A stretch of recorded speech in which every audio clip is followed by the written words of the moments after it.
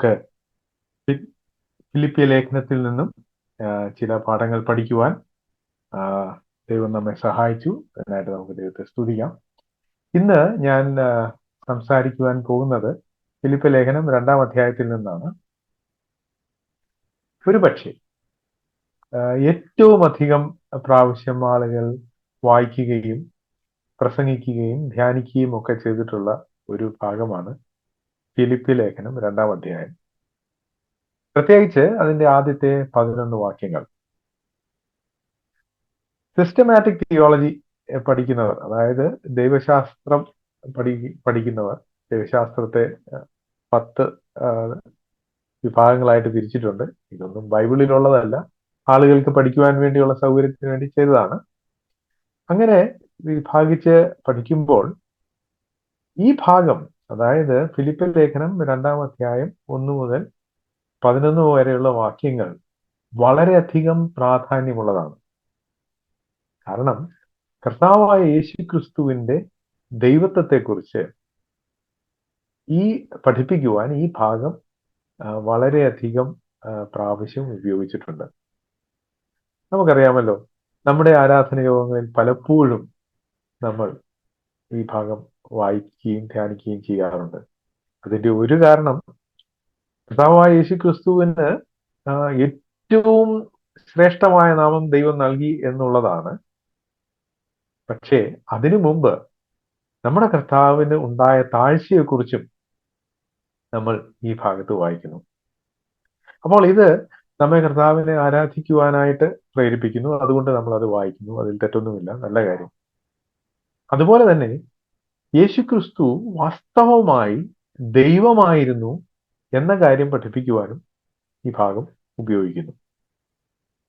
അതിനു പുറമെ കർത്താവായ യേശുക്രിസ്തുവിന് താൻ മനുഷ്യാവതാരം ചെയ്തപ്പോൾ തനിക്കുണ്ടായ മാറ്റം, അല്ലെങ്കിൽ താൻ എന്തൊക്കെ കാര്യങ്ങൾ വേണ്ടെന്ന് വെച്ചു, തനിക്കുണ്ടായ താഴ്ച, അതിനെക്കുറിച്ച് മനസ്സിലാക്കുവാനും നമ്മൾ ഈ ഭാഗം പഠിക്കും.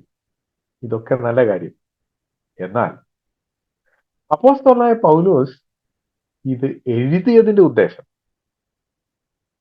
അത് നമ്മെ സിസ്റ്റമാറ്റിക് തിയോളജി പഠിപ്പിക്കുവാനോ ക്രിസ്തുശാസ്ത്രം പഠിപ്പിക്കുവാനോ അല്ല. നമുക്കതൊക്കെ ഇതിൽ നിന്ന് പഠിക്കാൻ സാധിക്കും. എന്നാൽ അതിന്റെ പ്രാഥമികമായ ഉദ്ദേശം അതല്ല.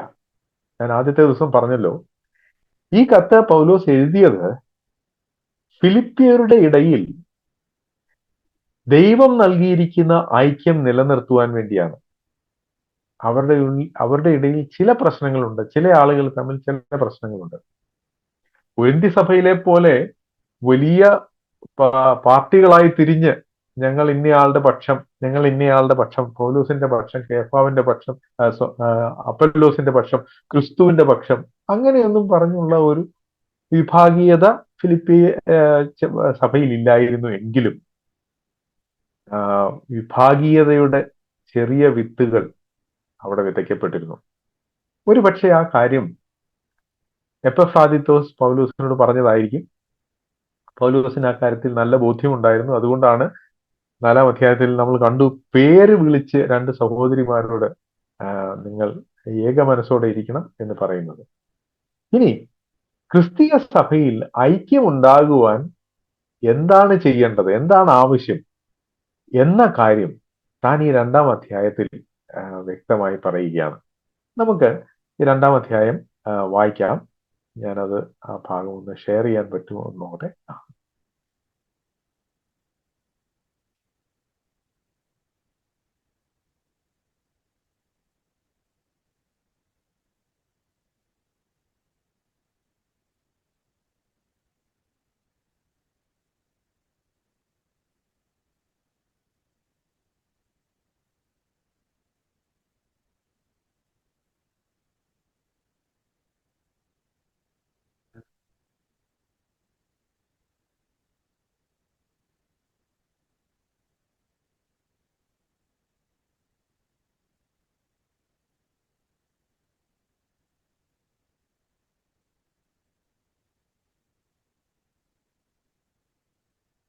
എനിക്കൊരു നിമിഷം വേണം.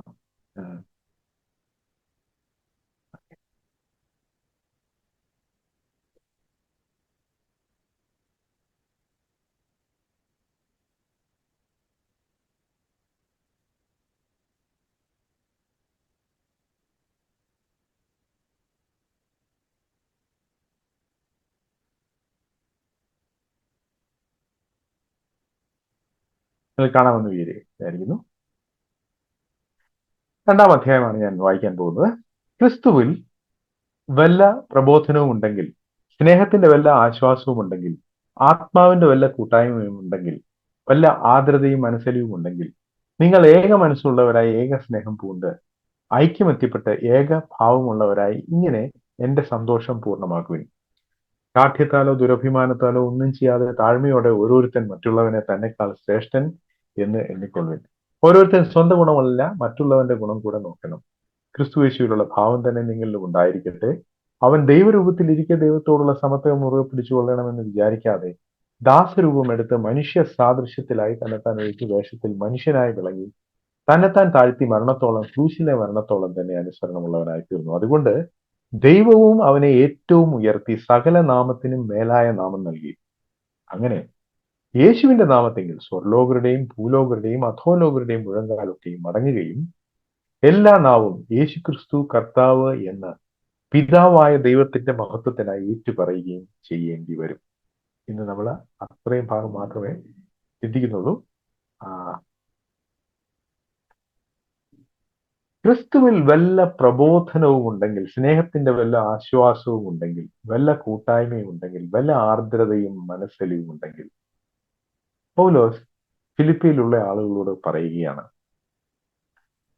എന്തെങ്കിലും ഒരു പ്രബോധനം നിങ്ങൾക്കുണ്ടെങ്കിൽ. ഇത് പറയുമ്പോൾ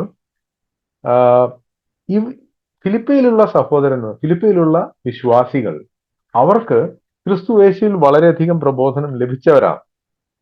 ഓക്കെ, പ്രബോധനം എന്ന വാക്കിന് എൻകറേജ്മെന്റ് എന്നാണ് ഇംഗ്ലീഷിൽ പറയാൻ സാധിക്കുന്നത്. അവർക്ക് പലതരത്തിലുള്ള എൻകറേജ്മെന്റ് ലഭിച്ചതാണ്. അവർക്ക് ആശ്വാസം ലഭിച്ചതാണ്, കൺസലേഷൻ ലഭിച്ചിട്ടുണ്ട്. അതുപോലെ അവർക്ക് കൂട്ടായ്മ ഉണ്ടായിട്ടുണ്ട്, ആർദ്രതയും മനസ്സിലും അവർക്ക് ലഭിച്ചിട്ടുണ്ട്. ഫിലിപ്പിയിലുള്ളവർ അനുഭവിച്ച കാര്യമാണിത്. ഓക്കെ, എന്നാൽ ഇപ്പോൾ പൗലോസ് പറയുന്നത്, നിങ്ങൾക്ക് ക്രിസ്തുയേശുവിൽ എന്നോട് എന്തെങ്കിലും ഒരു എൻകറേജ്മെന്റ് ഉണ്ടെങ്കിൽ, എന്നോട് എന്തെങ്കിലും ഒരു പ്രബോധനം ഉണ്ടെങ്കിൽ, എന്നോട് സ്നേഹത്തിന്റെ വലിയൊരു ആശ്വാസം കാണിക്കുവാൻ നിങ്ങൾ ഉദ്ദേശിക്കുന്നുവെങ്കിൽ, ആത്മാവിന്റെ വല്ല കൂട്ടായ്മയും ഉണ്ടെങ്കിൽ, വല്ല ആർദ്രതയും മനസ്സിലും ഉണ്ടെങ്കിൽ. ഇത് പറയുമ്പോൾ നമ്മൾ ഈ കോണ്ടെക്സ്റ്റ് ഒന്ന് ആലോചിച്ച് നോക്കുക. പൗലോസ് ജയിലിലാണ്, കാരാഗ്രഹത്തിലാണ്, തനിക്ക് ബുദ്ധിമുട്ടാണ് എന്ന് അറിഞ്ഞപ്പോൾ മറ്റ് പല സഭകളും ചെയ്യാത്ത ഒരു കാര്യം ഫിലിപ്പിയിലുള്ളവർ ചെയ്തു. പൗലോസിന്റെ ശുശ്രൂഷയെ അവർ ആദരിക്കുകയും മാനിക്കുകയും ചെയ്തു. തന്നെക്കുറിച്ച് കേട്ട ദുർവർത്തമാനങ്ങളൊന്നും അവർ വിശ്വസിച്ചില്ല. എപ്പഫ്രാദിത്തോസിനെ തനിക്ക് പൗലോസിന് ആവശ്യമുള്ള വസ്തുവകകളുമായി റോമിലേക്ക് അയച്ചു. എപ്പഫ്രാദിത്തോസ് അവിടെ പോയി പൗലോസിനെ ശുശ്രൂഷിച്ചു. ഇത്രയുമൊക്കെ ചെയ്തത് അവർക്ക് പൗലോസിനെ എൻകറേജ് ചെയ്യാൻ വേണ്ടിയല്ലേ? ഒരു പ്രബോധനം ഉള്ളത് കൊണ്ടല്ലേ? പൗലോസിനെ ആശ്വസിപ്പിക്കാൻ വേണ്ടിയല്ലേ? പൗലോസിനോടൊരു കൂട്ടായ്മ കാണിക്കാൻ വേണ്ടിയല്ലേ? പൗലോസിനോട് ആർദ്രതയും മനസ്സിലും ഉള്ളത് കൊണ്ടല്ലേ? നമ്മൾ പറയും തീർച്ചയായിട്ടും അതെ. പൗലോസിനോട് അവർക്ക് പൗലോസിനെ എൻകറേജ് ചെയ്യണമെന്ന് അവർക്ക് ആഗ്രഹമുണ്ട്, ആശ്വാസം കൊടുക്കണമെന്ന് ആഗ്രഹമുണ്ട്, കൂട്ടായ്മ കാണിക്കണമെന്ന് ആഗ്രഹമുണ്ട്, ആർദ്രതയും മനസ്സിലും അവർ കാണിക്കുന്നുണ്ട്. പക്ഷെ പൗലോസ് പറയുന്നത്, നിങ്ങൾ ഇതൊക്കെ ചെയ്തെങ്കിലും എന്റെ സന്തോഷം പൂർണ്ണമല്ല. അതുകൊണ്ടാണ് 2-ാം വാക്യത്തിന്റെ അവസാനം താൻ പറയുകയാണ്, എന്താണ്? 2-ാം വാക്യത്തിൽ താൻ പറയുന്നത്, നിങ്ങൾ ഏക മനസ്സുള്ളവരായി ഏക സ്നേഹം പൂണ്ട് ഐക്യമത്യപ്പെട്ട് ഏകഭാവമുള്ളവരായി ഇങ്ങനെ എന്റെ സന്തോഷം പൂർണ്ണമാക്കുവിൻ. അപ്പോൾ പൗലോസിനോട് ഇവർ കാണിച്ച ഈ ആർദ്രതയും മനസ്സലിവും സ്നേഹവും അവരുടെ ജനറോസിറ്റിയും എല്ലാം പൗലോസ് അപ്രീഷിയേറ്റ് ചെയ്യുന്നുണ്ടെങ്കിലും പൗലോസ് പറഞ്ഞത്, എന്റെ സന്തോഷം പൂർണ്ണമല്ല. എന്റെ സന്തോഷം പൂർണ്ണമാകണമെങ്കിൽ നിങ്ങൾ ഏക സ്നേഹം പൂണ്ട് ഏക മനസ്സുള്ളവരായി ഐക്യമത്യപ്പെട്ട് ഏകഭാവമുള്ളവരായി തീരണം. അപ്പൊ പൗലോസ് ഇവിടെ വളരെ വ്യക്തമായി അവരോട് പറയുന്ന കാര്യം, എന്നെ ഏറ്റവും അധികം സന്തോഷിപ്പിക്കുന്നത്, അല്ലെങ്കിൽ എന്റെ സന്തോഷം പൂർണ്ണമാകണമെങ്കിൽ നിങ്ങൾ ഐക്യമത്യപ്പെടണം. അങ്ങനെയാണ് എന്റെ സന്തോഷം പൂർണ്ണമാകുവാൻ സാധിക്കുക. B United. അതാണ് പൗലോസ് അവരോട് പറയുന്നത്. ഓക്കെ, ഇനി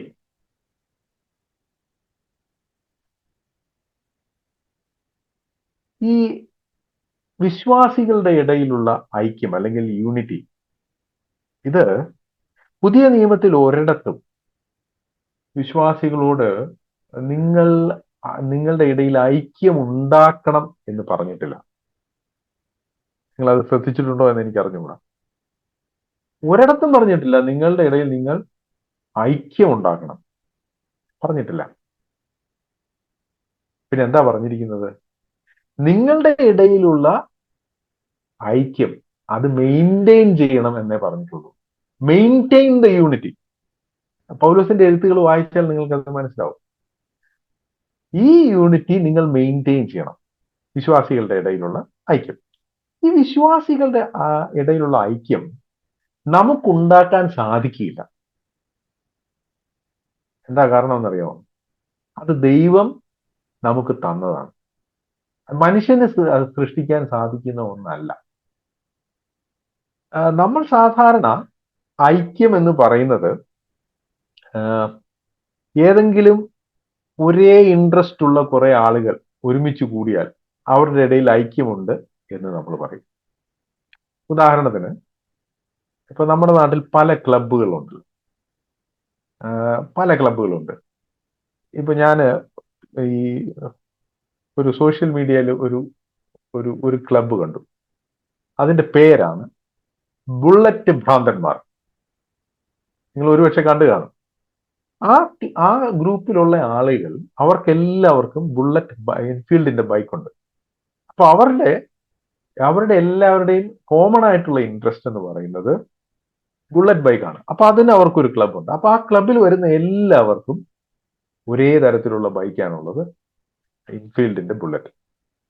ഇങ്ങനെയാണ് പല ക്ലബ്ബുകളും. ഗോൾഫ് കളിക്കുന്നവരാണെങ്കിൽ ഗോൾഫിന്റെ ക്ലബ്ബ്, ഫുട്ബോൾ കളിക്കുന്നവരാണെങ്കിൽ ഫുട്ബോൾ ക്ലബ്ബ്. അവർക്കൊക്കെ ഒരേ ഒരു ഇൻട്രസ്റ്റ് ഉള്ള ഒരു കാര്യമുണ്ട്. നമ്മുടെ നാട്ടിൽ ഈ സിനിമാ താരങ്ങളുടെ ഫാൻ ക്ലബ്ബ് ഉണ്ട്. അവർ പറയുന്ന ആ സിനിമാ താരമാണ് ഏറ്റവും നല്ലത്, ആ ആളെ ആരാധിക്കുന്നവരുടെ ക്ലബ്ബ്. അപ്പൊ അവരുടെ ഇടയിലൊക്കെ ഇങ്ങനെ ഏതെങ്കിലും ഒരു വസ്തുവിനോടുള്ള ഒരു സ്നേഹം അല്ലെങ്കിൽ ഒരു ക്രൈസ്, അതാണ് അവരെ ഒരുമിച്ച് നിർത്തുന്നത്.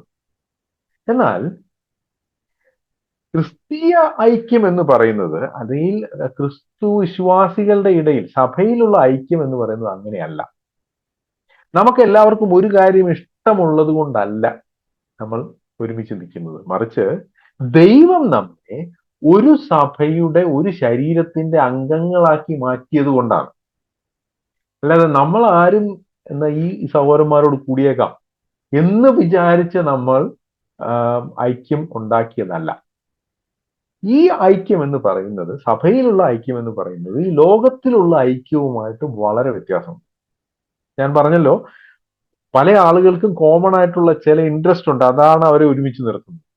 എന്നാൽ ദൈവമക്കളുടെ ഇടയിലുള്ള ഐക്യം എന്ന് പറയുന്നത് അങ്ങനെയല്ല. 133 സങ്കീർത്തനമാണ് ഞാനിവിടെ ഇവിടെ സ്ക്രീനിലുള്ളത്. അവിടെ നാം വായിക്കുന്നത്, ഇതാ സഹോദരന്മാർ ഒത്തൊരുമിച്ച് വസിക്കുന്നത് എത്ര ശുഭവും എത്ര മനോഹരവുമാകുന്നു. അത് വസ്ത്രത്തിന്റെ വിളിമ്പിലേക്ക് നീണ്ടു കിടക്കുന്ന താടിയിലേക്ക്, അഹരോന്റെ താടിയിലേക്ക് തന്നെ ഒഴുകുന്നതായി അവന്റെ തലയിലെ വിശേഷ തൈലം പോലെയും സിയോൻ പർവ്വതത്തിൽ പെയ്യുന്ന ഹെർമോന്യ മഞ്ഞ് പോലെയും ആകുന്നു. ഇവിടെ ഈ സങ്കീർത്തനകാരൻ പറയുന്ന ഒരു ദൃഷ്ടാന്തം മാത്രം ഞാൻ നിങ്ങളുടെ ശ്രദ്ധയിലേക്ക് കൊണ്ടുവരാൻ ആഗ്രഹിക്കുകയാണ്. അതെന്താണെന്നറിയാമോ?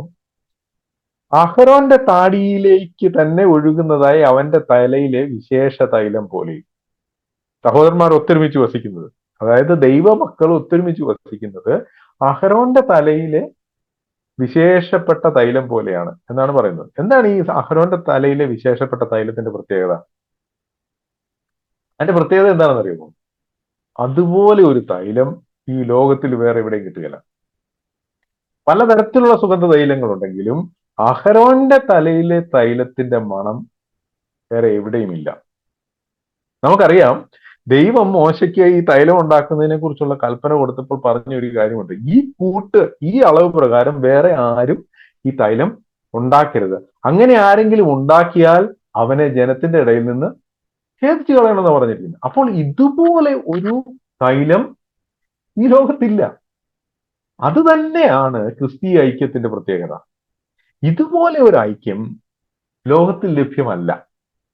ലോകത്തിലുള്ള ഒരു ക്ലബിലും ഒരു അസോസിയേഷനിലും ഇല്ലാത്ത ഐക്യമാണ് ദൈവസഭയിലുള്ളത്. അത് മനുഷ്യന് സൃഷ്ടിക്കാൻ സാധിക്കുന്നതല്ല. Not a club. ഇതൊരു ക്ലബല്ല, ഇതൊരു ബോഡിയാണ്, ഇതൊരു ശരീരമാണ്. ഈ ശരീരത്തിന്റെ പ്രത്യേകത എന്താണെന്ന് ഒക്കെ നമുക്ക് ലേഖനങ്ങളിൽ പൗലോസ് പറഞ്ഞു തന്നിട്ടുണ്ട്, അല്ലേ? അപ്പൊ റോമലേഖനം 12-ാം അധ്യായത്തിൽ ആത്മീയ വരങ്ങളെ കുറിച്ച് പറയുന്നിടത്ത് നമ്മൾ വായിക്കുന്നത് 4-ാം വാക്യം, ഒരു ശരീരത്തിൽ നമുക്ക് പല അവയവങ്ങളുണ്ടല്ലോ, എല്ലാ അവയവങ്ങൾക്കും പ്രവൃത്തി ഒന്നല്ല താനും. അപ്പൊ നമ്മുടെ ശരീരത്തിൽ പലതരത്തിലുള്ള അംഗങ്ങളാണുള്ളത്, ഡിഫറെന്റ് മെമ്പേഴ്സ്. നമുക്ക് വ്യത്യാസമുണ്ട് എന്നാണ് ഇവിടെ പറഞ്ഞിരിക്കുന്നത്. ഓക്കെ, ഞാൻ മുമ്പ് പറഞ്ഞ ക്ലബുകളിലൊക്കെ ആളുകൾക്ക് വ്യത്യാസമല്ല, അവരുടെ വ്യത്യാസമല്ല അവരെ ഒരുമിച്ച് നിർത്തുന്നത്, മറിച്ച് അവർക്ക് ഒരേപോലെയുള്ള ചില കാര്യങ്ങളുണ്ട്, അവരുടെ ഇടയിലുള്ള സാമ്യമാണ് അവരെ ഒരുമിച്ച് നിർത്തുന്നത്. എങ്കിൽ ക്രിസ്തീയ സഭയിൽ ഉള്ള അംഗങ്ങൾ അവർ ശരീരത്തിന്റെ അവയവങ്ങൾ പോലെയാണ്. നമുക്കറിയാമല്ലോ, നമ്മുടെ ശരീരത്തിൽ ഒരുപോലെയുള്ള 2 അവയവങ്ങളില്ല. ഒരുപക്ഷെ നിങ്ങളിപ്പോ എന്നോട് വിയോജിക്കുന്നുണ്ടാവും. നമ്മുടെ 2 കൈ ഒരുപോലെയല്ലേ? നമ്മുടെ 2 കണ്ണുകളും ഒരുപോലെയല്ലേ? നമ്മുടെ 2 കണ്ണുകളും ഒരുപോലെയല്ല, നമ്മുടെ 2 കൈകളും ഒരുപോലെയല്ല. എന്തിന്? നമ്മുടെ ഒരു ഫിംഗർ പ്രിന്റ് പോലും വേറൊരു ഫിംഗർ പ്രിന്റ് പോലെയല്ല. നമ്മുടെ ശരീരത്തിലുള്ള എല്ലാ അവയവങ്ങളും വ്യത്യസ്തമാണ്. എന്നാൽ ആ അവയവങ്ങളെല്ലാം ഒരു ശരീരത്തിന്റെ അംഗങ്ങളാണ് താനും. ഇപ്പോ ചില രാജ്യങ്ങളിലൊക്കെ, ഇപ്പൊ മിക്ക രാജ്യങ്ങളിലും നമ്മൾ വിസയ്ക്ക് വേണ്ടി പോവാ, അല്ലെങ്കിൽ അവരുടെ എമിഗ്രേഷന്റെ അവിടെ പോകുമ്പോൾ നമ്മുടെ കണ്ണിന്റെ ഫോട്ടോ എടുക്കും. ഒരു കണ്ണിന്റെ ഫോട്ടോ എടുക്കുന്നത്, ആ ഒരു കണ്ണിന്റെ ഐറിസ് അത് വളരെ യുണീക്കാണ്. അതുപോലെയല്ല മറ്റേ കണ്ണ്. നമ്മുടെ വിരലടയാളവും അങ്ങനെയാണ്, അതെല്ലാം വ്യത്യസ്തമാണ്. എന്നാൽ ഈ വ്യത്യസ്തങ്ങളായ അവയവങ്ങൾ ഒരു ശരീരത്തിന്റെ അംഗങ്ങളായിരിക്കുന്നത് പോലെയാണ് ക്രിസ്തീയ സഭയിൽ പലതരത്തിലുള്ള ആളുകൾ ഒന്നായിരിക്കുന്നത്. ഇത് വേറെ ഒരിടത്തും സാധ്യമല്ല. ഇത് പരിശുദ്ധാത്മാവ് സ്നാനം കഴിപ്പിച്ച് ആളുകളെ ക്രിസ്തീയ സഭയുടെ അംഗങ്ങളാക്കി മാറ്റിയതുകൊണ്ട് മാത്രം സാധിക്കുന്ന ഒരു കാര്യമാണ്. അതാണ് ഞാൻ പറഞ്ഞത്, ഈ ഐക്യം, സഭയിലുള്ള ഐക്യം മനുഷ്യരെ കൊണ്ടുണ്ടാക്കാൻ സാധിക്കുന്നതല്ല. പിന്നെ നമുക്ക് ആകെ ചെയ്യാൻ പറ്റുന്നത് എന്താണ്?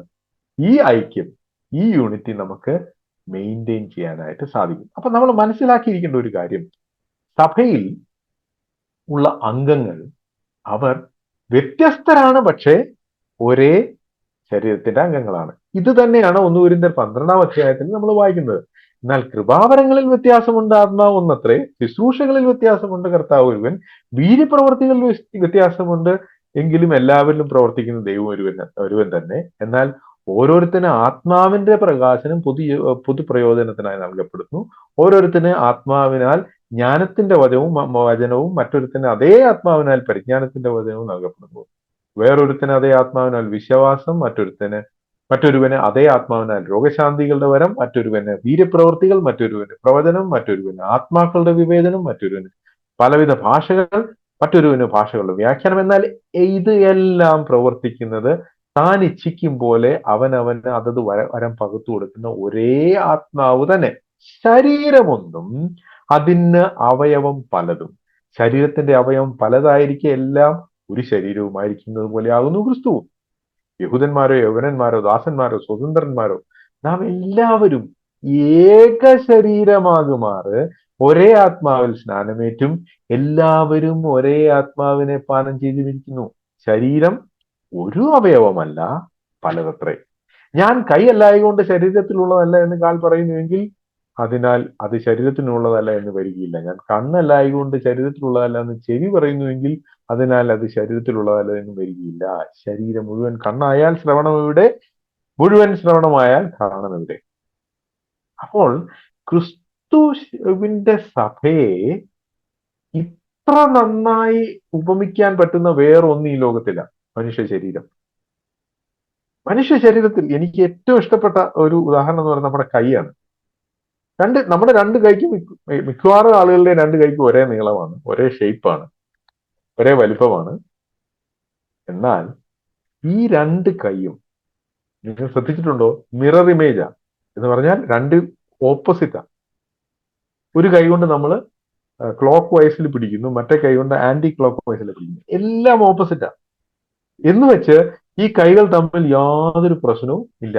ഈ രണ്ട് കൈയും നമ്മൾ ഉപയോഗിക്കുന്നത് നമ്മൾ അറിയാതെ തന്നെയാണ് ഉപയോഗിക്കുന്നത്. കാരണം ഈ രണ്ട് കൈകളും വ്യത്യസ്തങ്ങളാണെങ്കിലും ഒരേ ശരീരത്തിന്റെ അവയവങ്ങളാണ്.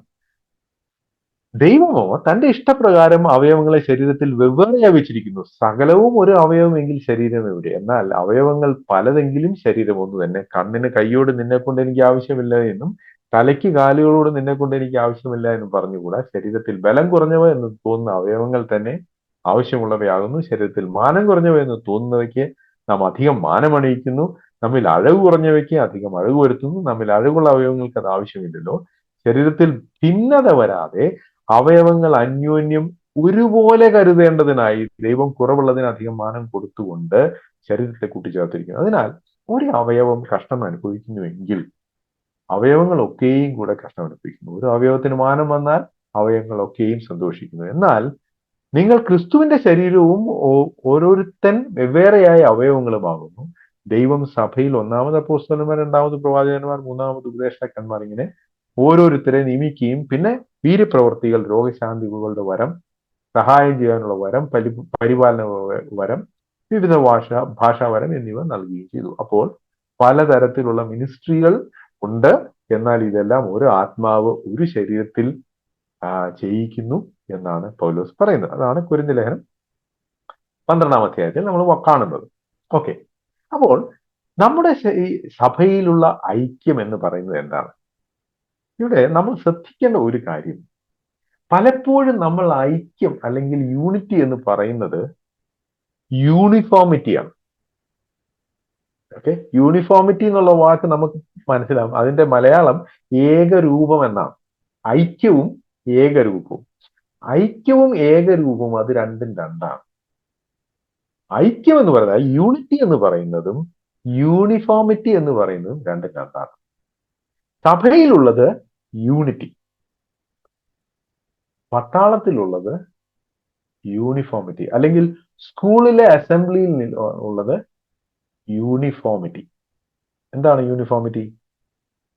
യൂണിഫോമിറ്റി എന്ന് പറഞ്ഞാൽ എല്ലാവരും ഒരുപോലെ വേഷം ധരിക്കണം, എല്ലാവരും ഒരേ കാര്യം ചെയ്യണം, എല്ലാവരും ഒരേ തരത്തിലുള്ള ഭക്ഷണം കഴിക്കും. അത് യൂണിറ്റി അല്ല. പലപ്പോഴും നമ്മൾ അത് യൂണിറ്റിയാണ്, അതാണ് ക്രിസ്തീയ ഐക്യം എന്നാണ് കരുതുന്നത്. അതല്ല.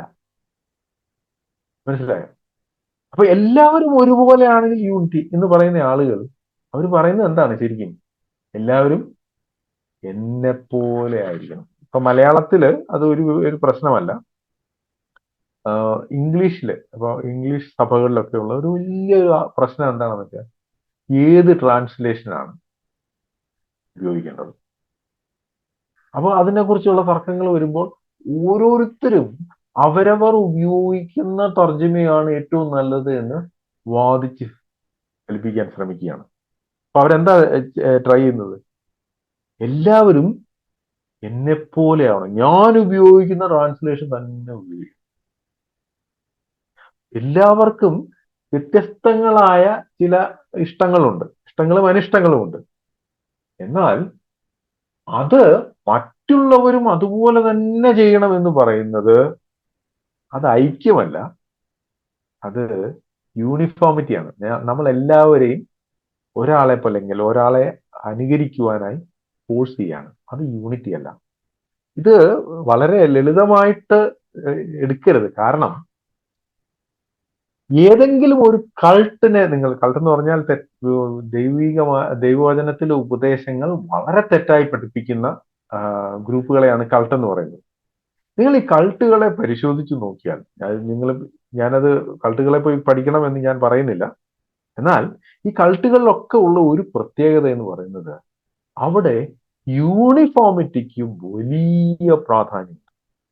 എന്ന് വെച്ചാൽ അവരുടെ നേതാവ് എങ്ങനെ വസ്ത്രം ധരിക്കുന്നുവോ അതേ വസ്ത്രം തന്നെ എല്ലാവരും ധരിക്കണം. ആ ആൾ എന്ത് ഭക്ഷണം കഴിക്കുന്നുവോ അത് കഴിക്കാൻ ശ്രമിക്കുക. ആ ആള് എങ്ങനെ പെരുമാറുന്നുവോ അതുപോലെ പെരുമാറാൻ ശ്രമിക്കുക. ആ വ്യക്തി ഇങ്ങനെ ബാഹ്യമായ കാര്യങ്ങളിൽ അനുകരിച്ച് ഒരുപോലെ ആകുവാൻ ശ്രമിക്കുക. അത് അപകടകരമാണ്. ദൈവം അത് ഉദ്ദേശിച്ചിട്ടില്ല. മറ്റൊന്ന്, ഞാൻ കണ്ടിട്ടില്ലാത്തത് അല്ലെങ്കിൽ എനിക്ക് പരിചയമില്ലാത്തത് എല്ലാം തെറ്റ് എന്ന മനോഭാവം. ഞാൻ ഒരിക്കല് ഒരു കല്യാണത്തിന് പങ്കെടുത്തു. ബാംഗ്ലൂരാണ്. ഞങ്ങളുടെ സഭയല്ല, വേറൊരു സഭയാണ്.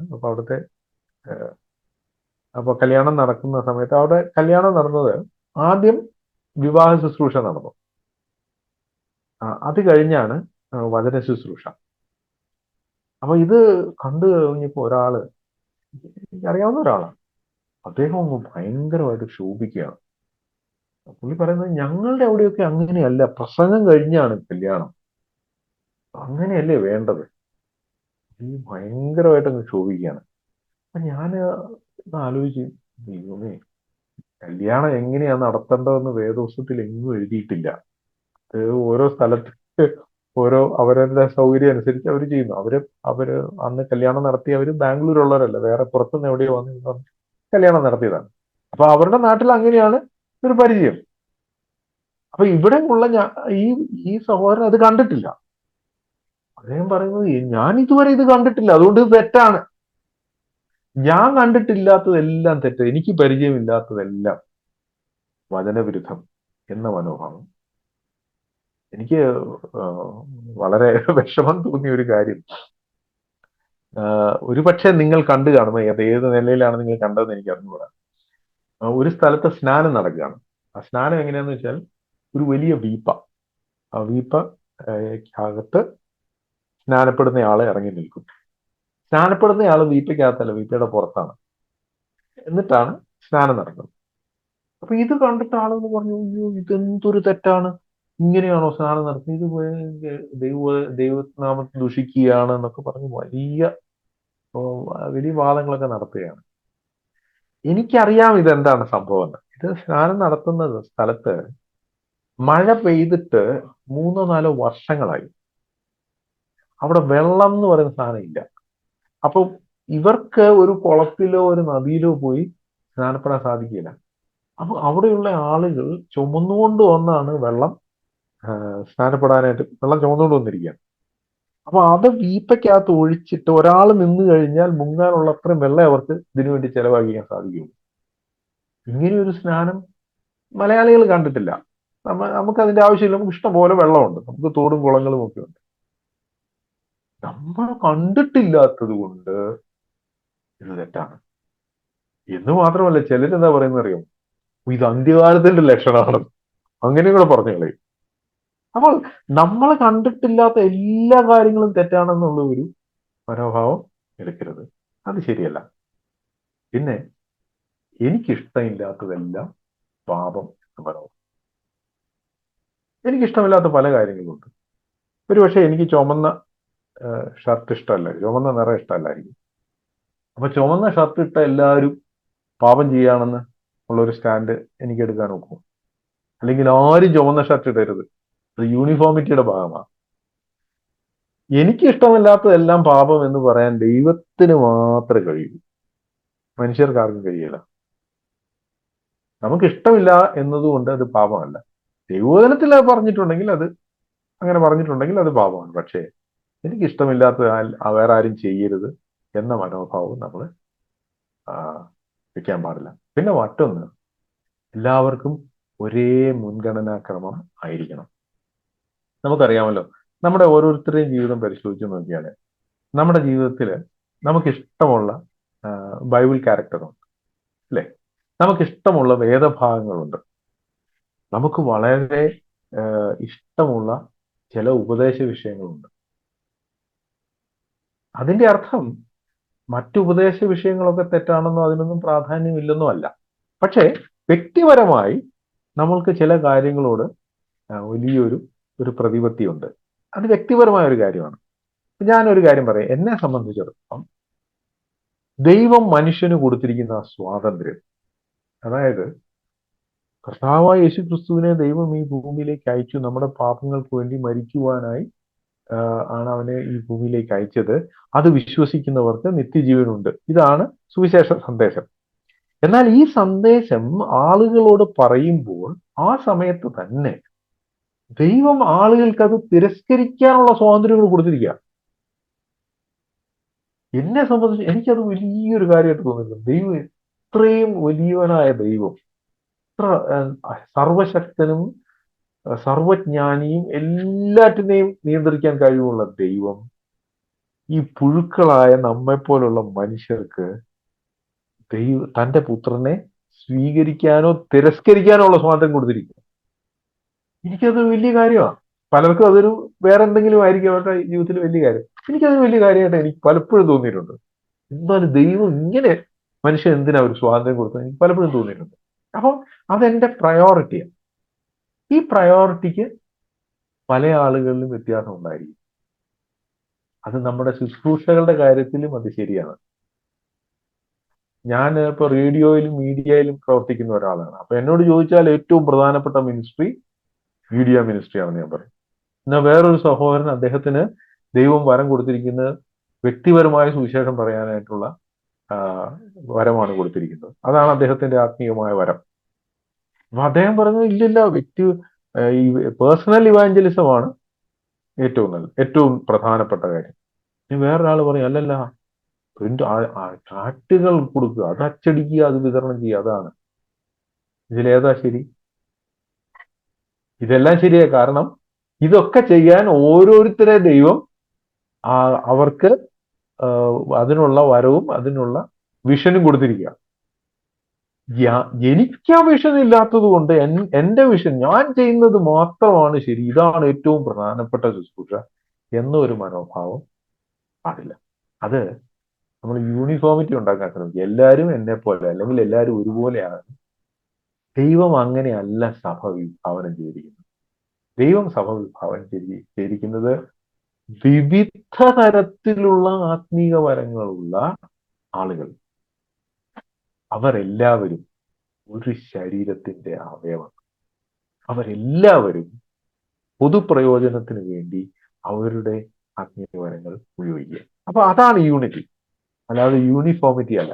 അപ്പൊ നമ്മൾ പലപ്പോഴും എല്ലാവരും ഒരേ കാര്യം ചെയ്യുന്നു, ഒരുപോലെ പെരുമാറുന്നത്, ഒരേ വസ്ത്രം ധരിക്കുന്നത്, അല്ലെങ്കിൽ ഒരേ തരത്തിലുള്ള ഭക്ഷണം കഴിക്കുന്നത്, ഒരുപോലെ ചില ജീവിത ചര്യകൾ നടത്തുന്നത്, അത് യൂണിറ്റി ആണെന്ന് തെറ്റിദ്ധരിക്കാം. അത് യൂണിറ്റി അല്ല, അത് യൂണിഫോമിറ്റിയാണ്. യൂണിഫോമിറ്റിയാണ് ഈ ലോകത്തിലുള്ളത്.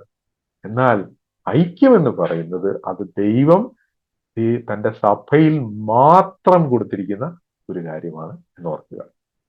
അപ്പോൾ ഐക്യം എന്ന് പറയുന്നതിന്റെ അർത്ഥം യൂണിഫോമിറ്റി അല്ല, പക്ഷേ പലതരത്തിലുള്ള ആളുകൾ ഒരുപോലെ അല്ലെങ്കിൽ ഒരേ ഉദ്ദേശത്തിൽ കാര്യങ്ങൾ ചെയ്യുക. ഞാൻ ഒരു കാര്യം കൂടെ പറഞ്ഞ് ഈ ഭാഗം വിടാം. എന്നെപ്പോലെ തന്നെ ചിന്തിക്കുന്ന ഒരാൾ, ഞാൻ പറയുന്ന എല്ലാ കാര്യങ്ങളോടും എഗ്രി ചെയ്യുന്ന ഒരാൾ, ആ ആളോട് എനിക്ക് ഇഷ്ടം തോന്നും. എനിക്ക് മാത്രമല്ല, നിങ്ങൾക്ക് എല്ലാവർക്കും ഇഷ്ടം തോന്നും. എന്നെപ്പോലെ എനിക്ക് ഇഷ്ടമുള്ള കാര്യങ്ങളൊക്കെ അദ്ദേഹത്തിന് ഇഷ്ടമാണ്. ഞാൻ ഫോളോ ചെയ്യുന്ന കാര്യങ്ങളൊക്കെ അദ്ദേഹം ഫോളോ ചെയ്യുന്നു, എന്നെ പോലെ പെരുമാറുന്നു. അപ്പൊ നമുക്ക് ഇഷ്ടം തോന്നും. അങ്ങനെ ഒരാളെ സ്നേഹിക്കാൻ ഒരു വിഷമവുമില്ല. അതിന് പരിശുദ്ധാത്മാവിന്റെ സഹായം ഒന്നും ആവശ്യമില്ല. നമ്മളങ്ങ് ഇഷ്ടപ്പെടുക ആളെ.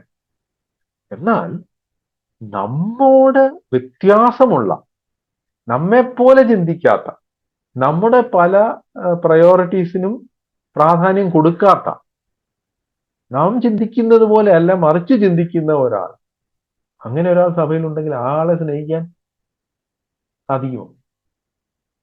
ആളെ ഇഷ്ടപ്പെടാൻ സാധിക്കില്ല, പക്ഷെ ആളെ സ്നേഹിക്കാൻ സാധിക്കും. അതാണ് ആത്മീകമായ ഐക്യം. പരിശുദ്ധാത്മാവ് നൽകുന്ന ഐക്യം എന്ന് പറയുന്നത് അതാണ്. അല്ലാതെ നമ്മെ പോലെയുള്ള ആളെ ഇഷ്ടപ്പെടാൻ ഒരു വിഷമമില്ല. എന്നാൽ അവർ വ്യത്യസ്തരായിരിക്കുമ്പോൾ അവരെ സ്നേഹിക്കാൻ നമുക്ക് കഴിയും. അതാണ് ആത്മീകമായ ഐക്യം, സഭയിൽ ദൈവം വെച്ചിരിക്കുന്ന ഐക്യം. ഇനി മൂന്നാം വാക്യത്തിൽ താൻ പറയുന്നു, ശാഠ്യത്താലോ ദുരഭിമാനത്താലോ ഒന്നും ചെയ്യാതെ. അപ്പൊ അതിന് ഇംഗ്ലീഷില് selfish ambition or conceit or vain glory. നമ്മൾ സാധാരണ കാര്യങ്ങളൊക്കെ ചെയ്യുന്നത് എന്തുകൊണ്ടാണ്? എല്ലാ കാര്യം നമ്മൾ ഓരോരുത്തരും ഓരോ കാര്യങ്ങൾ ചെയ്യുമ്പോൾ അതിന്റെ പുറകിൽ ഒരു ഉദ്ദേശമുണ്ട്. ഒരു ഉദ്ദേശം ഇല്ലാതെ നമ്മൾ ആരും ഒരു കാര്യം ചെയ്യാറില്ല. എന്താണ് ഉദ്ദേശം?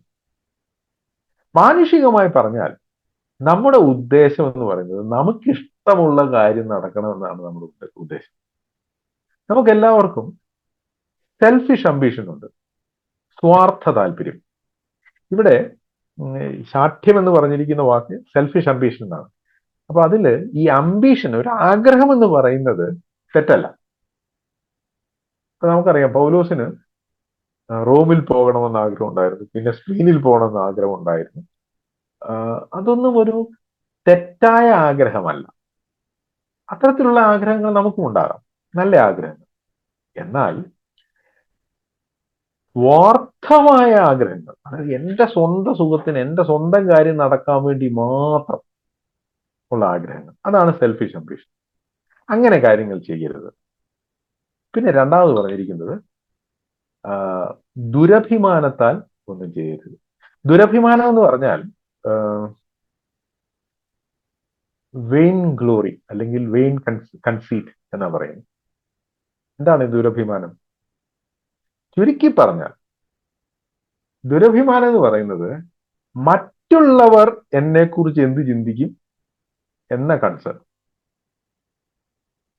മനസ്സിലായോ? ഞാൻ ഇങ്ങനെ ചെയ്താൽ മറ്റുള്ളവർ എന്നെ കുറിച്ച് എന്ത് ചിന്തിക്കും, മറ്റുള്ളവരെ ബോധ്യപ്പെടുത്താൻ വേണ്ടി, മറ്റുള്ളവരുടെ മുമ്പിൽ എനിക്കൊരു നല്ല ഇമേജ് ഉണ്ടാകാൻ വേണ്ടി ഞാൻ ചില കാര്യങ്ങൾ ചെയ്യും. അപ്പൊ പൗലോസ് പറയുന്നത് ഈ രണ്ട് ഉദ്ദേശത്തിലും നിങ്ങൾ ഒന്നും ചെയ്യരുത്. ഞാൻ വാസ്തവത്തിൽ ഇതിനെക്കുറിച്ച് ചിന്തിച്ചു കഴിഞ്ഞപ്പോൾ എനിക്ക് ഭയങ്കര വിഷമം തോന്നി. കാരണം നമ്മൾ ചെയ്യുന്ന ഭൂരിപക്ഷം കാര്യങ്ങൾ ഇതിൽ പെടും. എന്റെ സ്വന്തം സന്തോഷത്തിന്, എന്റെ സ്വന്തം ആവശ്യത്തിന് വേണ്ടി ഞാൻ പല കാര്യങ്ങൾ ചെയ്യുന്നു, ഞാൻ തന്നെ ഇരിക്കുമ്പോൾ. മറ്റുള്ളവരുടെ മുമ്പിൽ വെച്ചാണെങ്കിലോ, മറ്റുള്ളവരെ എന്നെ കുറിച്ച് എന്ത് വിചാരിക്കുമെന്ന് വിചാരിച്ചിട്ടാണ് ഞാൻ പല കാര്യങ്ങളും ചെയ്യുന്നത്. ഇത് വലിയൊരു കണിയാണ്. അതാണ് ശലോമോൻ പറഞ്ഞിട്ടുണ്ട്, മാനുഷഭയം വലിയ കണി. അത് നമ്മളെ അഭിനയിക്കുന്നവരാക്കി മാറ്റും. അപ്പൊ പൗലോസ് പറയുന്നു, ശാഠ്യത്താലോ ദുരഭിമാനത്താലോ ഒന്നും ചെയ്യരുത്. ഒന്നും ചെയ്യാതെ പിന്നെന്ത് ചെയ്യണം? താഴ്മയോടെ ഓരോരുത്തൻ മറ്റുള്ളവനെ തന്നെത്താൻ ശ്രേഷ്ഠൻ എന്ന് എണ്ണിക്കൊള്ളും. അപ്പോൾ നമുക്ക് താഴ്മ ആവശ്യമാണ്. ഈ ഈ ഈ രണ്ടാം അധ്യായം 1 മുതൽ 11 വരെയുള്ള വാക്യങ്ങളിൽ പൗലോസ് പറയാൻ ഉദ്ദേശിക്കുന്നത് ക്രിസ്തുയേശുവിലുള്ള ഭാവം തന്നെ നിങ്ങളിൽ ഉണ്ടായിരിക്കട്ടെ. അത് പറഞ്ഞിട്ട് എന്താണ് ക്രിസ്തുയേശുവിലുള്ള ഭാവം എന്നാണ് പറയുന്നത്? അത് ക്രിസ്തുയേശു തന്നെത്താൻ ഒഴിച്ചു, താൻ താഴ്മ അനുഭവിക്കുക, അല്ലെ തന്നെത്താൻ താഴ്ത്തുവാൻ തയ്യാറായി. അപ്പൊ താഴ്മയെ കുറിച്ചാണ് ഈ ഭാഗത്ത് പറയുന്നത്. കർത്താവായ യേശു ക്രിസ്തുവിന്റെ ഹ്യൂമിലിറ്റി, അല്ലെ തന്റെ വിനയം, അത് നമ്മൾ മനസ്സിലാക്കണം, അത് നമ്മൾ പ്രാക്ടീസ് ചെയ്യണം. അപ്പൊ താഴ്മ, ആ വാക്കാണ് ഇവിടെ ഏറ്റവും പ്രധാനപ്പെട്ടത്. താഴ്മയോടെ ഓരോരുത്തൻ മറ്റുള്ളവനെ തന്നെക്കാൾ ശ്രേഷ്ഠൻ എന്ന് എണ്ണിക്കൊള്ളും. ഇപ്പൊ ഈ താഴ്മ എന്ന് പറയുന്ന വാക്ക്, അത് ഹ്യൂമിലിറ്റി എന്ന് പറയുന്നിടത്ത് പലയിടത്തും ഹ്യൂമിലിറ്റി ഓഫ് ഹാർട്ട് എന്നാണ് പറഞ്ഞിരിക്കുന്നത്. കാരണം ഈ താഴ്മ അഭിനയിക്കാൻ പറ്റും. ചില ആളുകൾ വലിയ താഴ്മയുള്ളവരായിട്ട് അഭിനയിക്കും, പക്ഷെ ഹൃദയത്തിൽ അങ്ങനെയല്ല. അപ്പൊ ഹൃദയത്തിൽ താഴ്മയുള്ളവരായിരിക്കണം. അതാണ് ഇവിടെ പറയുന്നത്. നിങ്ങൾ താഴ്മയോടെ ഓരോരുത്തൻ മറ്റുള്ളവനെ തന്നെക്കാൾ ശ്രേഷ്ഠൻ എന്ന് എണ്ണിക്കൊള്ളും. അപ്പൊ എങ്ങനെയാണ് വേറൊരാളെ ഞാൻ ശ്രേഷ്ഠന എന്ന് എണ്ണുക? അപ്പൊ ഇത് ചിലപ്പോ നമുക്ക് തോന്നും, അയ്യോ ആ സഹോദരന് ആ കാര്യത്തിൽ ഒരു കൃപാവരം ഇല്ലല്ലോ. നമുക്കറിയാം, ദൈവം നമുക്ക് ആ കൃപാവരം തന്നിട്ടുണ്ട്, പക്ഷെ ആ സഹോദരൻ അതില്ല. പാട്ടിന്റെ കാര്യത്തിൽ ഇത് വളരെ ശരിയാകും. ചില ആളുകൾക്ക് പാട്ട് പാടാൻ ദൈവം കഴിവ് കൊടുത്തിട്ടില്ല, അവർക്കൊഴിച്ച് ബാക്കി എല്ലാവർക്കും അത് അറിയുകയും ചെയ്യാം. അങ്ങനെയുള്ള ഒരു സിറ്റുവേഷൻ ഉണ്ട്. അപ്പൊ അവിടെയൊക്കെ സത്യം പറയണമെങ്കിൽ നമുക്ക് വലിയ ധൈര്യവും വേണം, കുറച്ച് വിനയവും വേണം. ഞാൻ ഓർക്കുന്നുണ്ട്, ഞാൻ പണ്ട് ഒരു കൊയറിൽ പാടുമായിരുന്നു. ഞാൻ വലിയ പാട്ടുകാരനൊന്നുമല്ല, കൂട്ടത്തിൽ പാടുന്ന ഒരു പാട്ടുകാരെന്ന് വെച്ചാൽ മതി. പക്ഷെ അവിടെ ഒരു സഹോദരൻ വരുമായിരുന്നു, പുള്ളിക്ക് പാട്ട് പാടാൻ ഒരു കഴിവില്ലായിരുന്നു. അപ്പോൾ ഈ കൊയറിലുണ്ടായിരുന്ന ഒരാള് സഹോദരനെ വിളിച്ചിട്ട് പറഞ്ഞു ഈ പാട്ടിന്റെ ഈ ലൈൻ ഒന്ന് പാടിക്കേ. അപ്പൊ പുള്ളി പാടി. അപ്പൊ അത് ടെന്നറായിരുന്നു. പറഞ്ഞു വേണ്ട, ഈ ബേസ് പാടിക്കേ. പുള്ളി അത് പാടി. വേണ്ട, ബേസിന് ശരിയാകില്ല. പിന്നെ എന്നാ നീ ഓൾട്ടോ പാടി. ഓൾട്ടോ പഠിക്കുന്നു. ഇല്ല, ഓൾട്ടോ ശരിയല്ല. അവനോട് സാധാരണ ട്യൂൺ സൊപ്രാനോ പാടിക്കും. സൊപ്രാനോ പാടി. അത് കഴിഞ്ഞിട്ട് ഈ സഹോദരൻ പറഞ്ഞ് ഞാനിപ്പോൾ ഓർക്കുന്നു. പറഞ്ഞു, സഹോദര, ഇനി മേലാൽ ഈ കൊയറിന് വരരുത്. അത് വളരെ ഹാർഡായിട്ട് എനിക്കന്ന് തോന്നിയെങ്കിലും അദ്ദേഹം പറഞ്ഞ സത്യമായിരുന്നു. പുള്ളി വളരെ ഇയാളെ മാറ്റി നിർത്തി പറഞ്ഞു, നീ കൊയറിന് വരികരുത്, നിന്നെ കൊണ്ട് ഈ കാര്യം ദൈവം ഉദ്ദേശിക്കുന്നില്ലെന്ന് പറഞ്ഞ് മനസ്സിലാക്കി. അപ്പൊ അതിന്റെ അർത്ഥം ഈ ഓരോരുത്തൻ മറ്റുള്ളവനെ തന്നെക്കാൾ ശ്രേഷ്ഠൻ എണ്ണിക്കൊള്ളുക എന്ന് പറഞ്ഞ അർത്ഥം നമുക്കുള്ള കൃപാവരങ്ങൾ അത് എനിക്കില്ല, എനിക്ക് അങ്ങനെ വലിയ വരവൊന്നുമില്ല എന്ന് പറയുന്നതല്ല. അത് തെറ്റാണ്, അതല്ല. ഓക്കെ. പക്ഷേ മറ്റുള്ളവരെ അവരെ നമ്മേക്കാൾ മോർ സിഗ്നിഫിക്കന്റ് എന്നുള്ള നിലയിൽ നമ്മൾ കണക്കാക്കണം. അവർക്ക് പാട്ട് പാടാൻ കഴിവില്ല എന്നുള്ളത് ശരിയായിരിക്കാം, അല്ലെങ്കിൽ ഒരു പ്രത്യേക വരം ഇല്ല എന്നുള്ളത് ശരിയായിരിക്കും. പക്ഷേ അവർക്ക് ദൈവം ചില വരങ്ങൾ കൊടുത്തിട്ടുണ്ട്, അവരെ കൊണ്ട് ദൈവം ചില ശുശ്രൂഷകൾ ചെയ്യിക്കുന്നുണ്ട്. അതുകൊണ്ട് അവർ വാസ്തവത്തിൽ ശ്രേഷ്ഠന്മാരാണ്. അവരെ നമ്മൾ ശ്രേഷ്ഠന്മാര് എന്നെണ്ണണം. പിന്നെ ഇവിടെ ഈ വാക്ക് സിഗ്നിഫിക്കന്റ് എന്ന വാക്ക്, ഈ അതിനൊരു പ്രത്യേകതയുണ്ട്. സാധാരണ നമ്മുടെ ഇടയിലൊക്കെ വിവാഹത്തിനൊക്കെ പ്രസംഗിക്കുന്ന ആണുങ്ങളാണല്ലോ. അപ്പൊ പെണ്ണുങ്ങൾ ചെയ്യേണ്ട കാര്യങ്ങൾ, അവരുടെ ആവശ്യം, ഇതിനെക്കുറിച്ചൊക്കെ പറയും. പക്ഷെ ആണുങ്ങളുടെ പ്രശ്നം എന്താണെന്ന് സാധാരണ ആളുകൾ പറയാറില്ല. കാരണം ആണുങ്ങളാണല്ലോ പ്രസംഗിക്കുന്നത്. ചില കുടുംബങ്ങളിലൊക്കെ, അല്ലെങ്കിൽ ചില ആളുകൾ ഇങ്ങനെ ഒരു പ്രശ്നം ഉള്ളതാണ്. മിഡ് ലൈഫ് ക്രൈസിസ് എന്ന് പറഞ്ഞൊരു പ്രശ്നമുണ്ട്. അത് ആണുങ്ങൾക്കാണ് കൂടുതലും ഉണ്ടാകുന്നത്. അതായത് ഒരു മധ്യവയസ്സൊക്കെ ആകുമ്പോൾ അവർക്കൊരു പ്രശ്നമുണ്ട്, മിഡ് ലൈഫ് ക്രൈസിസ് എന്ന് പറയും. അതിന്റെ വിശദാംശങ്ങളിലേക്കൊന്നും ഞാൻ പോകുന്നില്ല. പക്ഷെ അതിന്റെ ഒരു പ്രധാന കാരണം, ആണുങ്ങൾക്ക് ഒരു സമയമാകുമ്പോൾ കുടുംബത്തിൽ അവരുടെ സിഗ്നിഫിക്കൻസ്, അവരുടെ പ്രാധാന്യം കുറഞ്ഞു എന്നൊരു തോന്നലുണ്ടാവും. അതുകൊണ്ടുണ്ടാകുന്ന പ്രശ്നമാണ്. അതിന്റെ ഡീറ്റെയിൽസിനെ കുറിച്ചൊന്നും ഞാൻ പറയാൻ ആഗ്രഹിക്കുന്നില്ല. എന്നാൽ അതേ കാര്യമാണ് പൗലോസ് ഇവിടെ പറയുന്നത്. എനിക്ക് പ്രാധാന്യം വേണം, എന്നെ എല്ലാവരും പ്രധാനപ്പെട്ട ആളാണ് എന്ന് കരുതണം എന്ന മനോഭാവത്തിൽ നിന്നാണ് ഈ മിഡ് ലൈഫ് ക്രൈസിസ് ഉണ്ടാകുന്നത്. അത് ഉണ്ടാകുന്നില്ല എന്നുള്ള തോന്നലിനാണ് അത് ഉണ്ടാകുന്നത്. പൗലോസ് ഇവിടെ പറയുന്നത്, നമ്മൾ മറ്റുള്ളവരെ നമ്മേക്കാൾ ശ്രേഷ്ഠരെന്ന് എണ്ണണം. അങ്ങനെ ചെയ്താൽ,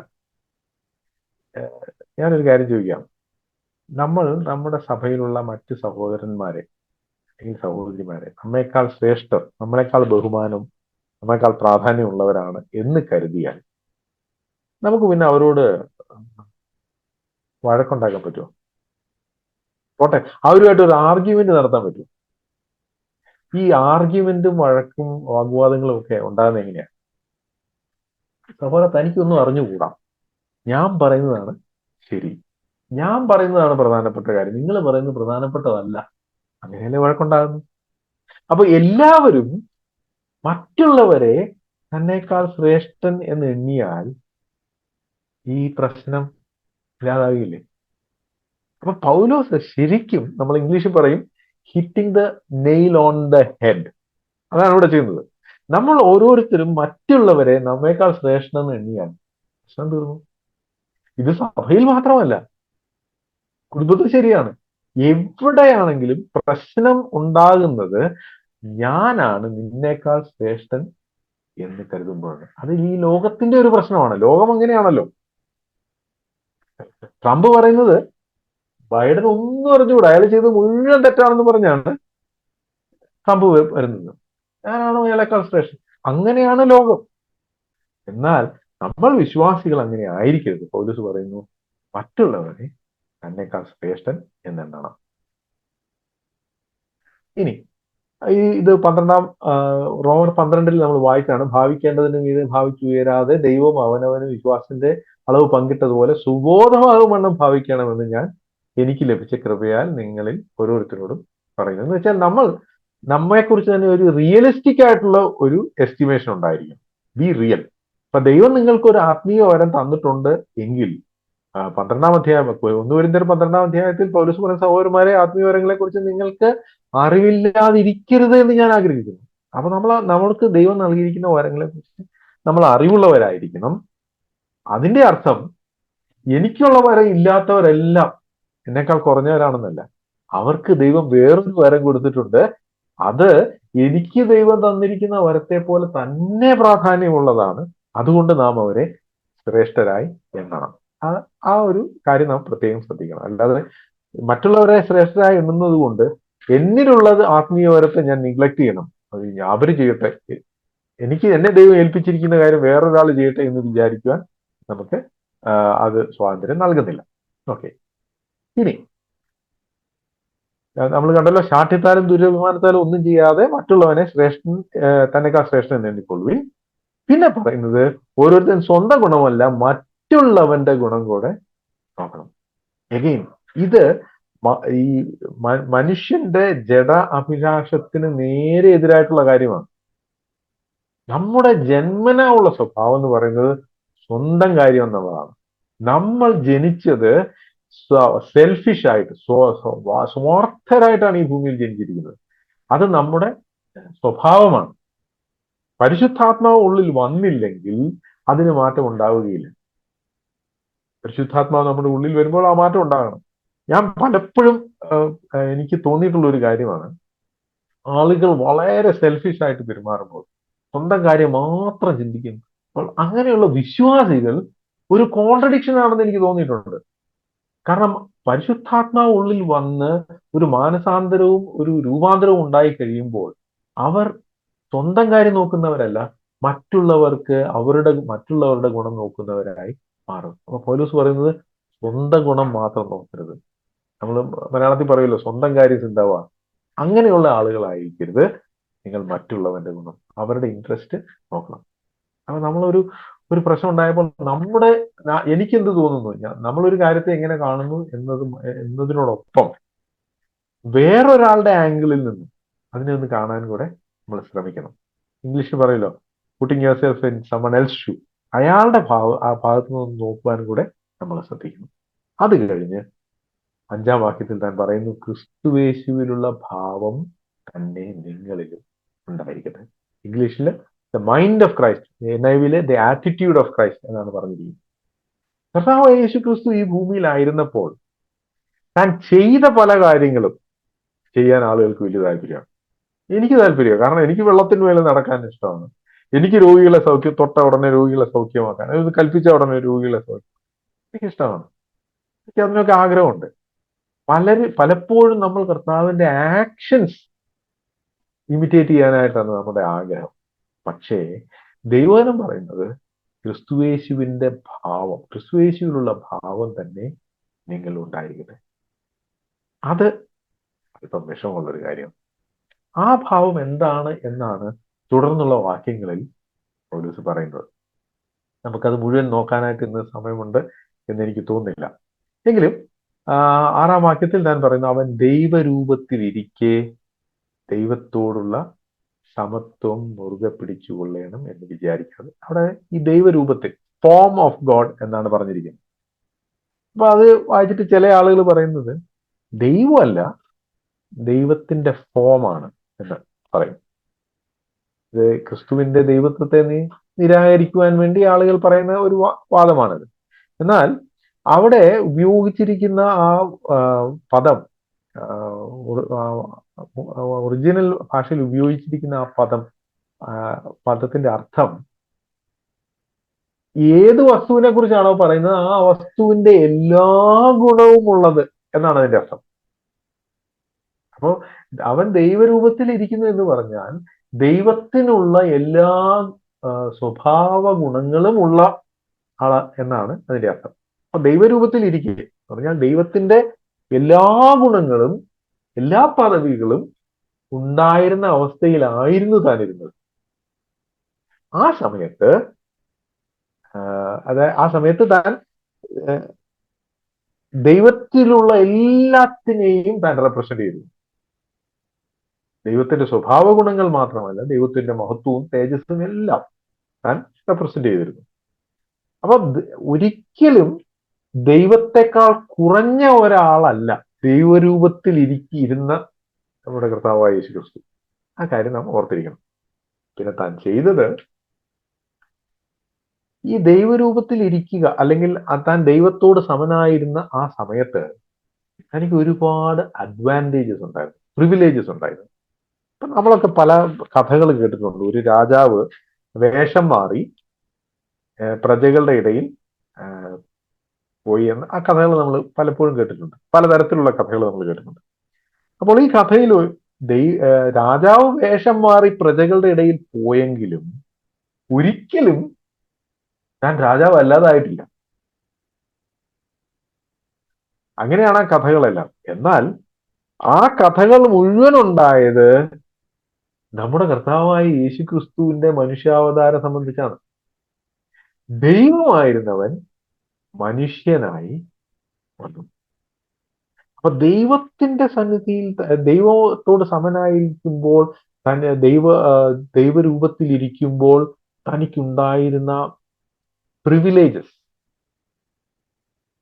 അത് അത് അത് ഉപയോഗിക്കണം, അത് എപ്പോഴും ഉപയോഗിക്കണം എന്ന കാര്യത്തിൽ തനിക്കൊരു ഇല്ലാതെയായി. അതാണ് സമത്വം മുറുകെ പിടിച്ചുകൊള്ളണം, സംതിങ് ടു ബി ഗ്രാസ്ഡ് എന്ന് പറയുന്നത്.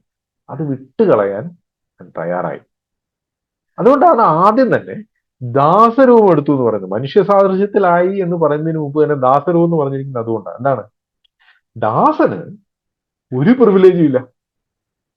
ഈ അക്കാലത്തുള്ള ആളുകൾക്ക് ഒരു ദാസനും ഒരു യജമാനും തമ്മിലുള്ള വ്യത്യാസം അറിയാൻ സാധിക്കും. അതുകൊണ്ടാണ് ദൈവരൂപത്തിലുള്ള സമത്വം മുറുകെ പിടിച്ചുകൊള്ളണമെന്ന് വിചാരിക്കാതെ മനുഷ്യനായെന്നല്ല ആദ്യം പറയുന്നത്, എന്താ?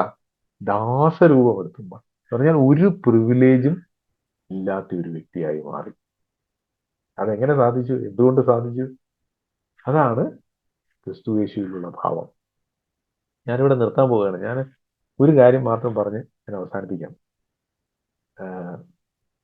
നമ്മുടെ വിശ്വാസികൾ നമ്മിൽ പലരും കാരണം പറയാറുള്ള ഒരു കാര്യമുണ്ട്, എന്നാൽ എന്നോട് അങ്ങനെ പെരുമാറാൻ പാടില്ലായിരുന്നു, എന്നാൽ എന്നോട് അങ്ങനെ ചെയ്തല്ലോ. ഇംഗ്ലീഷിൽ ചിലർ പറയും, I don't deserve this, how can they treat, എന്നോട് ഇങ്ങനെ പെരുമാറാൻ എങ്ങനെ സാധിക്കും? പിന്നെ ചിലർ പറയും, ഐ ഡോണ്ട് ഡിസേർവ്, ഞാനിത് ഒരിക്കലും അർഹിക്കുന്നില്ല, അല്ലേ? ഇങ്ങനെയൊക്കെ പറയാറുണ്ട് ആളുകൾ. പക്ഷെ ഞാനൊരു കാര്യം പറയട്ടെ, നമ്മൾ അർഹിക്കുന്നത് നമുക്ക് കിട്ടുകയായിരുന്നെങ്കിൽ നമ്മുടെ സ്ഥിതി എന്തായിരുന്നു? നമുക്ക് നേരെ നരകത്തിലോട്ടുള്ള ടിക്കറ്റാണ്. അതാണ് നമ്മൾ അർഹിക്കുന്നത്. ദൈവം അത് നമുക്ക് തന്നില്ല. അപ്പൊ നമ്മൾ ഞാനിത് അർഹിക്കുന്നില്ല, എനിക്ക് ഇതിലും നല്ലത് കിട്ടണം എന്ന് പറയാൻ വിശ്വാസിക്ക് സാധിക്കില്ല. പറയരുത്. നമ്മൾ അർഹിക്കുന്നത് നമുക്ക് കിട്ടിയില്ല, സ്തോത്രം. എന്നാൽ നമ്മുടെ കർത്താവായ യേശു ക്രിസ്തുവിന് താൻ അർഹിക്കുന്നത് മുഴുവൻ വേണ്ടെന്ന് വെക്കാൻ കഴിയും. വേണ്ട, ദൈവത്തോടുള്ള സമത്വം, അങ്ങനെ എനിക്കുള്ള എല്ലാ പ്രിവിലേജസും വേണ്ടെന്ന് വെക്കാൻ തയ്യാറായി. അതാണ് ക്രിസ്തുയേശുവിലുള്ള ഭാവം. ആ ഭാവം നമുക്കുണ്ടാവണം. അത് വലിയൊരു വെല്ലുവിളിയാണ്. അതാണ് പൗലോസ് പറയുന്നത്, ക്രിസ്തുയേശുവിനുള്ള ഭാവം നിങ്ങളിൽ ഉണ്ടെങ്കിൽ ഐക്യത്തിന് വേണ്ടി നിങ്ങൾ കഷ്ടപ്പെടണ്ട. കാരണം ക്രിസ്തീയ ഐക്യം തനിയെ ഉണ്ടാകും. നമുക്ക് ക്രിസ്തുയേശുവിലുള്ള ഭാവം നമ്മളുണ്ടായിരുന്നു.